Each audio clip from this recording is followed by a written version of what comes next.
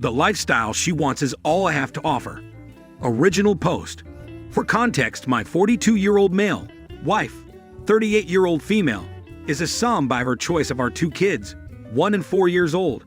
I used to work full-time in a large hospital in our town as an attending oncologist, but due to her needs at home, I have since cut my clinic time in half and make up for the break in my in-person work via telehealth. It's not uncommon my patients get to see my kids as they are meeting bomb from time to time. But admittingly, it's nice to see the smile these unplanned moments bring to both my kids and patients' faces. We by no means have a lack of active support. Both our parents are available and willing to help watch our kids. My income is enough that my wife, if she felt that we needed it, could hire a nanny part or full-time or live in. And since I shuffled my clinic and worked with colleagues to make it work, I am available almost all but 6 or so hours a day, and even so during those 6 hours I frequently step away to make sure my wife and whomever else is helping watch our kids are taken care of. I know she has postpartum depression, PPD. She had it with our first, another time the child she miscarried, and now with our second. I've offered help in all forms, but she reiterates the fact that she just doesn't want to talk to either a stranger or someone who is my friend telling me everything behind her back. Because all doctors do that, right? So rather than argue, I try to do my best and make it work for everyone. It's not easy, but it's the best solution for an unavoidable scenario. 3 weeks ago, when I found out via a colleague who frequents the same Facebook mothers group as my wife that according to her vet post, I as a husband and father, if it wasn't for the lifestyle my husband can provide for me, I would have left by now. He provides no support at home, has no clue how to raise kids, and is useless AF. Workaholic who doesn't prioritize me or my kids. And my favorites can easily be replaced. Been talking to my ex, getting some good dick on the side, and more to come. My husband is so dumb, he didn't even notice I've been sneaking money away from our account. All I could do was laugh in disbelief. Equally as so at all the other mothers who cheered her on and encouraged her to get that dick sister, take everything he had. After a weekend of sulking and then bringing it to her attention, and the failed attempt to play it off as a joke, explain, cover, lie about the post and its context, I found proof to everything she said in her post. She expressed that she thinks we need to start from back at the beginning and fall in love again. Long story short, my attorney has taken the past 2 weeks to look at my case, and according to him and his partners, they have enough to present to prevent a lot of the damage she thinks she can cause with the pending divorce via her story and deleting of that post. Her legal counsel is her aforementioned ex, who is an unemployed electrician, fired for being high on a job, who according to mutual friends, thinks is about to put our house under his name, that my parents bought for us as a wedding gift that we have yet to transfer the title to our names. I'm in a mixed bag of emotions currently. Again, I'm laughing in disbelief at everything.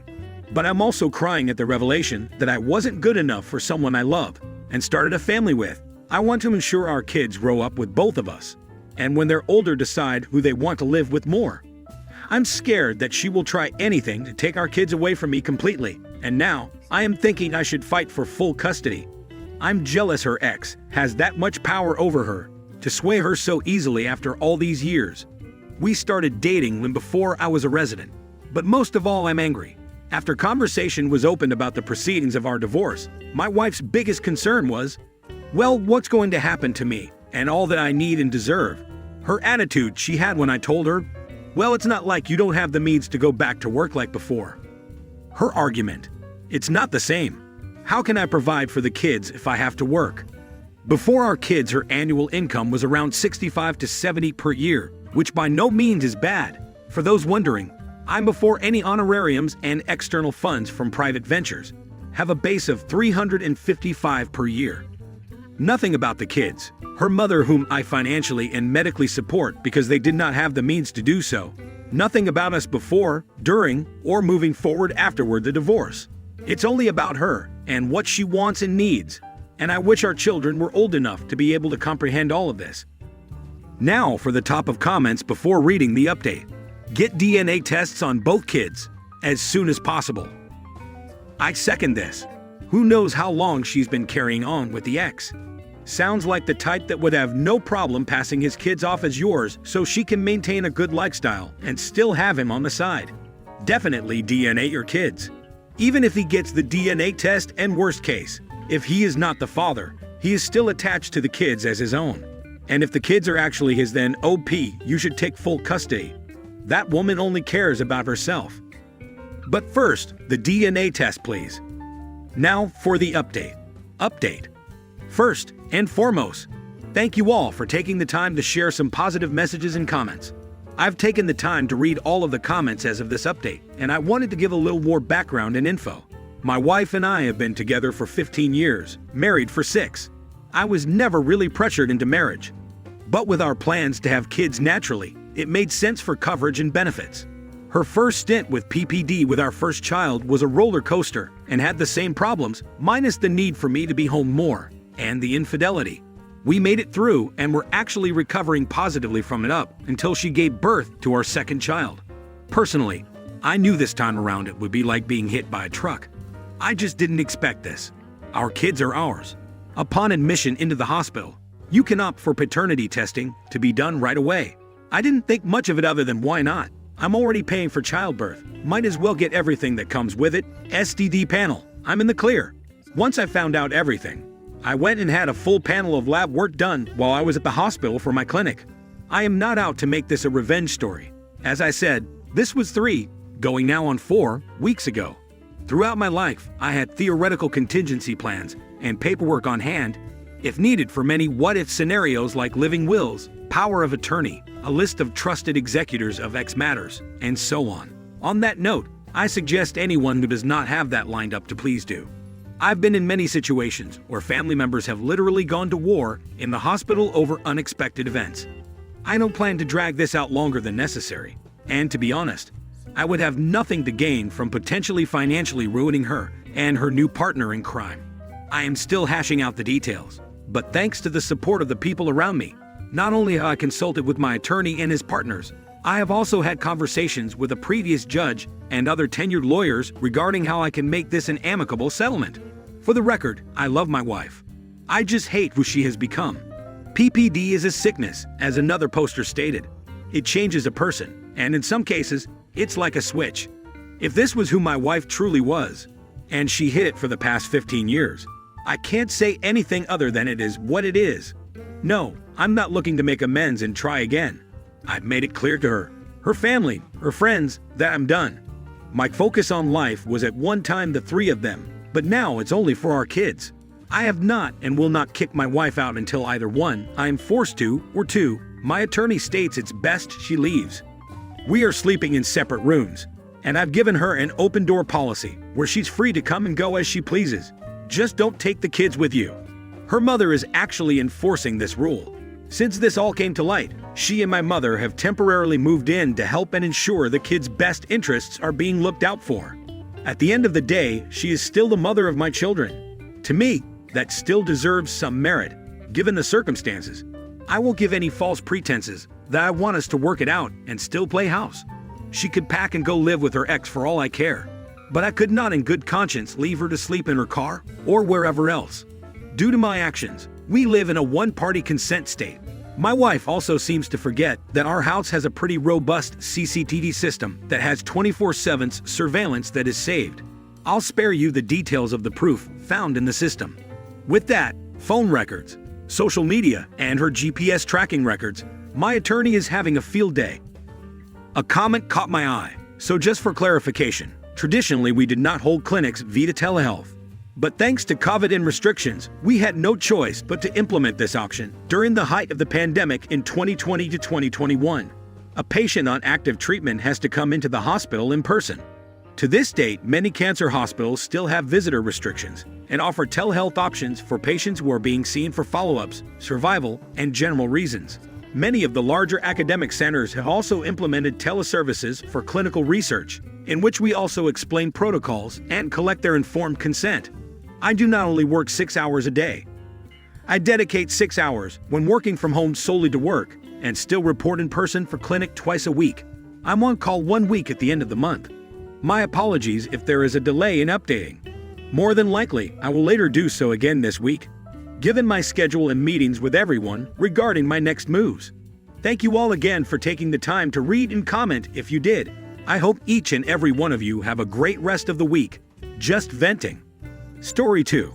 Ex cheat on me with her cousin and expected to save face. I think not. For context, it was her cousin-in-law. Let's start this story by saying this happened 12 years ago. I'm now happily married with 3 children and regret absolutely nothing. I was with my new ex for 3 years. I had noticed that she was being extremely controlling. I was expected to give every little detail of my day and tell her my schedule in advance. And if I deviated from that, she would be very upset. She chalked it up to just bad feelings she was having and shrugged it off as her paranoia for past relationships of infidelity. I had never once cheated or strayed, and I never gave her a reason to act like this. It felt unbecoming of my fiancé to act in such a way.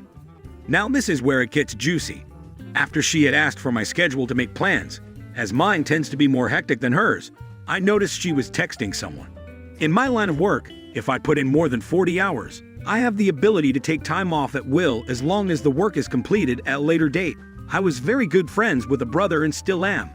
We laugh about this to this day, and he actively reminds her of it.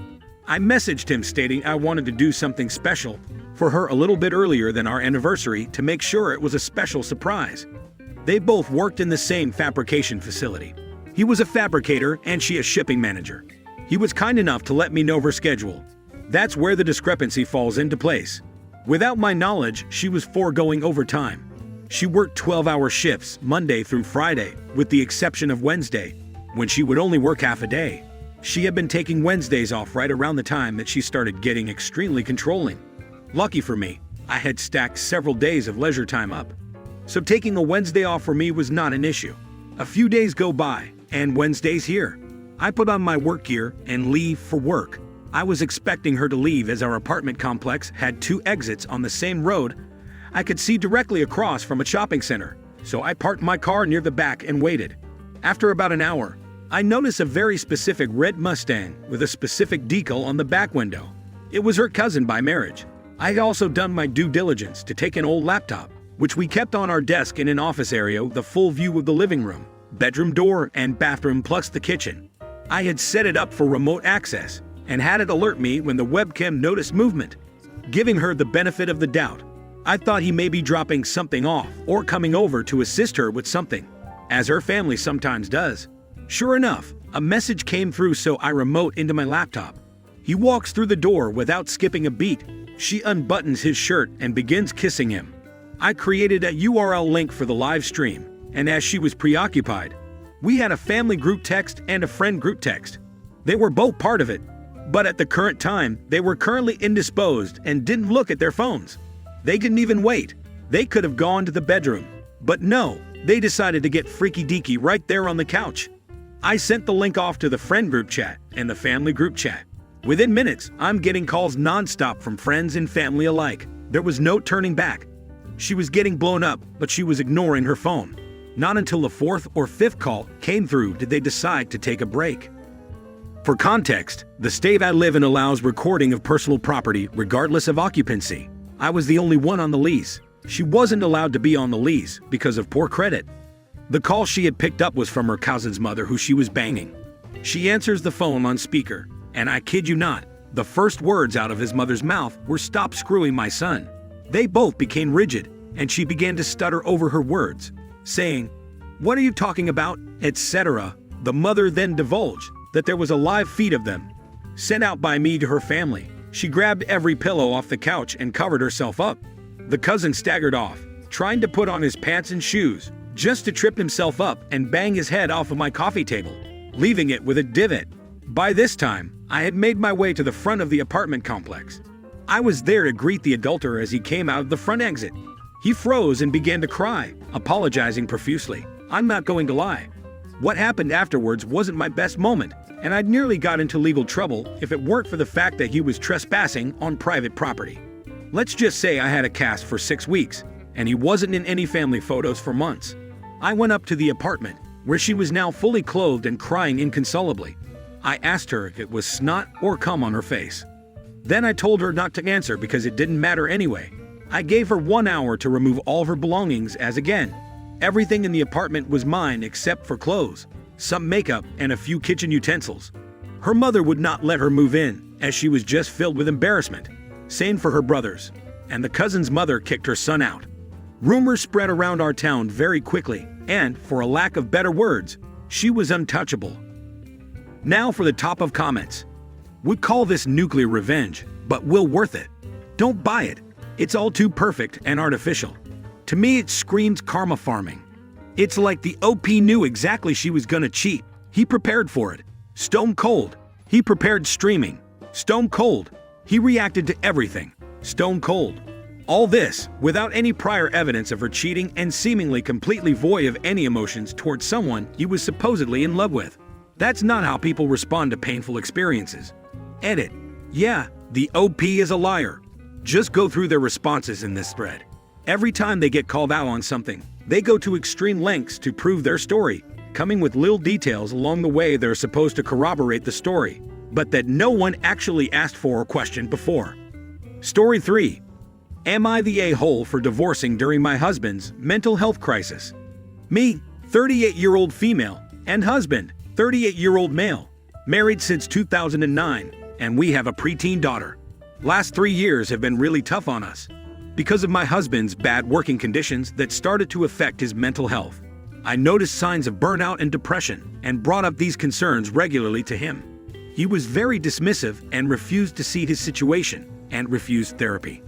He started becoming distant and often isolated himself and was regularly butting heads with our daughter. He eventually told me that he had met a woman at work. Their relationship was not, according to him, physical, but he was in love with her and felt that she was his soulmate and best friend.